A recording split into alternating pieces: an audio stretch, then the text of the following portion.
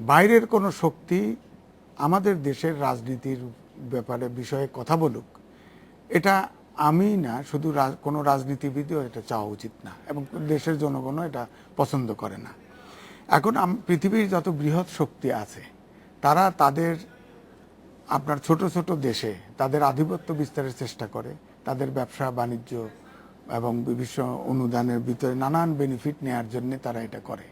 এখানে সরকার এখন এই যুগে সরকার কোন শ্রেণীর আছে, সেটা আর্মি আছে, সিভিলিয়ান আছে, ব্যুরোক্রেটস আছে, অটোক্রেটস আছে, এগুলো আর এখন সাম্রাজ্যবাদ দেখে না। তার যে প্রফিট, তার যে বেনিফিট, সেটা পাইলেই সন্তুষ্ট। তো মজিনা যে যাওয়ার সময় যে কথা বলেছে, এটাই আমরা আশা করি যে এটাই সত্য কথা হওয়া উচিত ছিল। কিন্তু আমি মনে করি যে ওনারা এই বৃহৎ শক্তি সবসময় আমাদের অনুন্নত দেশে তারা নাক গলায়, কিন্তু তিনি কিন্তু আপনার আমেরিকার অ্যাম্বাসেডর ব্রিটেনে গিয়ে কথা বলতে পারেন না, ব্রিটেনের অ্যাম্বাসেডর আমেরিকায় গিয়ে কথা বলতে পারেন না। কিন্তু আমাদের দেশে দেখা গেছে যে যখন বৃহৎ রাজনৈতিক দল আওয়ামী লীগ যখন বিরোধী দলে, তখন এই মজিনার পিছে দৌড়ায়, আবার বিএনপি যখন আসে তখনও যায়। অর্থাৎ আমরাই তাদেরকে কিন্তু আমাদের বিষয়ে ইন্টারফেয়ার করার সুযোগ তৈরি করে দিই। আমি আশা করব যে সব পার্টির নেতৃবৃন্দের কাছে আমরা অনুরোধ করব যে যাতে বৃহৎ শক্তির কোনো অ্যাম্বাসেডর, রাষ্ট্রদূত, এবং আমাদের দেশের রাষ্ট্রদূত খুব হাই প্রোফাইল রাষ্ট্রদূত আসে না।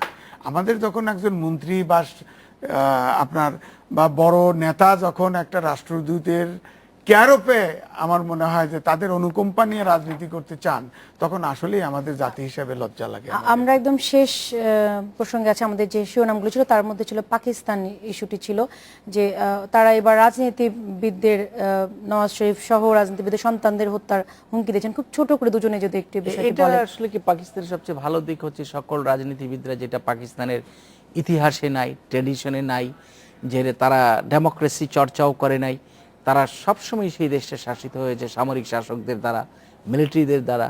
ফলে এই জায়গাটিতে এই যে আজকে যারা জঙ্গিবাদের যে উত্থান, আজকে তালিবান আছে, তাদেরই সৃষ্টি, আমেরিকার সৃষ্টি, পাকিস্তানের সৃষ্টি, আজকে এটা বুমেরাং হয়েছে। আজকে ফ্র্যাঙ্কেনস্টাইন হিসেবে তাদের মধ্যে ইয়ে হয়েছে। আজকে যে সমস্ত ছেলে মেয়েদের, আজকে দেখেন একটা জিনিস, পাকিস্তানের গতকালকে যেটা ছিল, পাকিস্তানের সেনাবাহিনী প্রধান বলেছে যে 3000 জঙ্গি আছে যাদের মৃত্যুদণ্ড দেওয়া হয়েছে, 48 ঘন্টার মধ্যে কার্যকর করার জন্য প্রধানমন্ত্রীকে বলেছে। তারপরে সবচেয়ে ভালো দিক হলো রাজনীতিবিদরা সেই জায়গাতে এই বিষয়টার ব্যাপারে এক হতে পেরেছেন, এবং আমরা আশা করব যে পাকিস্তানে তারা ঐক্যবদ্ধ থাকবেন এই ব্যাপারে। কারণ ওইখানে ওই পাকিস্তানে জঙ্গিবাদের আরো বেশি যে উত্থান হয়, আমরা কিন্তু আশঙ্কা মুক্ত নেই। কাজেই আমরা আশা করি যে তারা যে ঐক্যবদ্ধ হয়েছে তারা সেভাবে চলবে। এখানে পাকিস্তানের আমার ধারণা যে একটা বড় পলিসিগত সমস্যা আছে। অর্থাৎ আফগান আপনার তালেবান এবং পাকিস্তানের তালেবানের, পাকিস্তানের দুই জায়গার তালেবানের জন্য দুইটা পলিসি। আমার মনে হয় একভাবে দেখা উচিত। সন্ত্রাসবাদকে সন্ত্রাস হিসেবেই দেখা উচিত। এখানে দুই দেশের জন্য একই তালেবান, দুই দেশের জন্য দুই রকম পলিসি, এই জন্যই সমস্যা বোধহয় আরো ঘনীভূত হচ্ছে। আর যেভাবে নৃশংসভাবে যে ছাত্র হত্যা করা হয়েছে, এটা কোনো সভ্য জাতি, সভ্য মানুষ এটাকে কখনোই ওয়েলকাম করতে পারে না।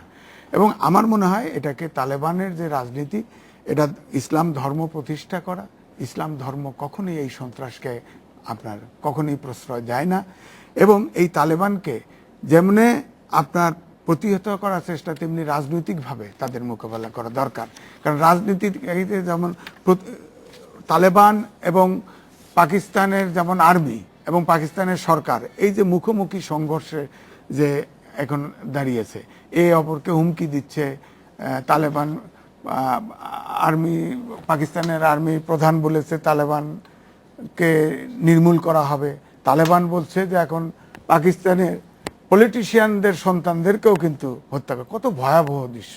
আমার মনে হয় যে এটা পাকিস্তান ঐক্যবদ্ধ ভাবে যেমন ইয়ে করবে, তেমনি সেই সাথে পলিটিক্যালি তালেবানকে আপনাকে। আপনাদের দুজনকে অনেক ধন্যবাদ আমাদের সাথে আজকে আপনাদের মূল্যবান সময় দেওয়ার জন্য।